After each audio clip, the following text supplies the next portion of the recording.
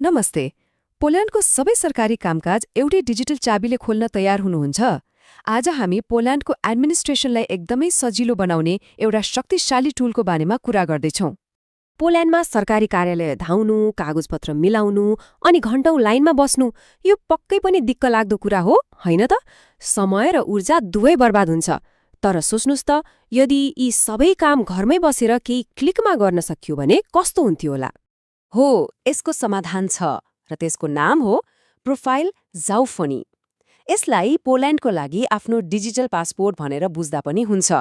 यो एउटा अफिसियल, एकदमै सुरक्षित र सबैभन्दा राम्रो कुरा पुरै निशुल्क सेवा हो जसले सरकारी कामलाई तपाईको औँलाको टुप्पोसम्म ल्याइदिन्छ। त्यसो भए यो डिजिटल पासपोर्ट आखिरमा हो कि त? अनि यसले काम चाहिँ कसरी गर्छ?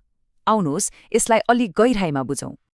हेर्नुहोस्, यो कुनै सामान्य लगइन मात्रै होइन, यो त तपाईको निशुल्क डिजिटल परिचय नै हो। यसले कानुनी रूपमा मान्य इलेक्ट्रोनिक सिग्नेचरको काम गर्छ। यो पोल्यान्डको मुख्य सरकारी प्लेटफर्म EPUAP सँग जोडिएको छ र EUको डिजिटल मापदण्ड अनुसार चल्छ। अनि यो 24 घण्टा उपलब्ध छ। तर एउटा कुरा चाहिँ अनिवार्य छ है, तपाईको PSCL नम्बर। ल, अब कुरा गरौँ यो डिजिटल चाबीले के सेवाहरूको तालचा खोल्छ त? यसले हाम्रो जीवनलाई कसरी साँच्चीकै सजिलो बनाउँछ, हेरौँ है त। यो तालिकामा केही मुख्य फाइदाहरू छन्, जस्तै तपाई आफ्नो वार्षिक कर मतलब PIT घरबाटै फाइल गर्न सक्नुहुन्छ। आफ्नो सामाजिक सुरक्षा GUSको कन्ट्रिब्युसन चेक गर्न वा 800+ जस्ता चाइल्ड बेनिफिट्सको लागि एप्लाई गर्न पनि सक्नुहुन्छ।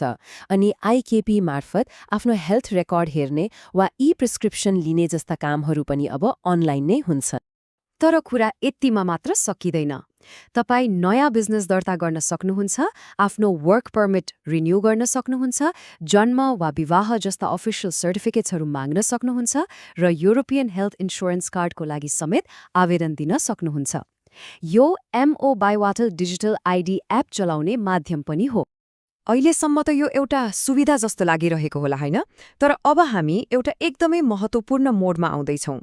खास गरी पोल्यान्डमा बस्ने इमिग्रेन्टहरूको लागि यो सुविधा मात्र नभएर किन आवश्यकता बन्दैछ भन्ने कुरा बुझ्न एकदमै जरुरी छ। यो टाइमलाइनले सबै कुरा छर्लङ्ग पार्छ।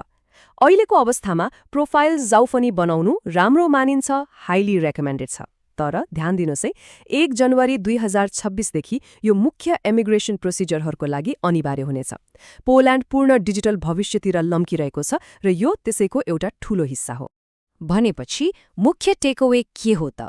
2026को सुरुदेखि टेम्पररी रेजिडेन्स पर्मिट अर्थात् TRC का लागि सबै आवेदनहरू अनिवार्य रूपमा अनलाइन नै बुझाउनु पर्नेछ। अब कागजपत्र बोकेर अफिस धाउने सिस्टम बन्द, यो एउटा निकै ठूलो परिवर्तन हो। यो केवल एउटा एडमिनिस्ट्रेटिभ चेन्ज मात्र होइन। स्रोतहरूले स्पष्ट रूपमा के भनेका छन् भने प्रोफाइल जाउफनी बिना पोल्यान्डमा तपाईको बसाइलाई लिगल बनाउने प्रक्रिया एकदमै गाह्रो हुनेछ। यसले नै देखाउँछ कि यो विषय कति गम्भीर छ। ल, यति सुनिसकेपछि चिन्ता लिनु पर्दैन। अब जब हामीले यसको महत्त्व बुझिसक्यौँ, यो डिजिटल चाबी कसरी पाउने भन्ने बारेमा एकदमै सजिलो र स्पष्ट तरिका हेरौँ है त। यदि तपाईसँग PSEL नम्बर छ भने यो प्रोसेस एकदमै सरल छ। के तपाईँ यो महत्त्वपूर्ण कदम चाल्न तयार हुनुहुन्छ त? सबैभन्दा सजिलो र छिटो तरिका भनेको तपाईको आफ्नै पोलिस ब्याङ्कबाट हो। सिम्पली आफ्नो अनलाइन ब्याङ्किङमा लगइन गर्नुहोस्, प्रोफाइल जाउफनी भन्ने सेक्सन खोज्नुहोस्, एउटा सानो फर्म भर्नुहोस् अनि SMS कोड हालेर कन्फर्म गर्नुहोस्। बस 5 देखि 10 मिनेटमै काम सकिन्छ र तपाईको प्रोफाइल तुरन्तै एक्टिभ हुन्छ। यहाँ 2वटा तरिकाहरू छन्। ब्याङ्कबाट गर्ने तरिका पुरै अनलाइन र तुरुन्तै हुन्छ, त्यसैले यो नै सबैभन्दा राम्रो तरिका हो, रिकमेन्डेड मेथड। तर यदि तपाईको ब्याङ्कले यो सेवा दिँदैन भने अर्को अप्सन पनि छ, जसमा अनलाइन रजिस्टर गरेपछि एकपटक अफिसमा चाहिँ जानुपर्छ। यदि ब्याङ्कबाट गर्न मिलेन भने polzit.pl वेबसाइटमा गएर अनलाइन रजिस्टर गर्नुहोस्। त्यसपछि तपाईले छानेको कुनै सरकारी कार्यालय जस्तै सिटी हल वा हुलाकमा 14 दिनभित्र आफ्नो ID कार्ड लिएर जानुपर्छ। त्यहाँ भेरिफाई गरेपछि तपाईको प्रोफाइल एक्टिभ हुन्छ।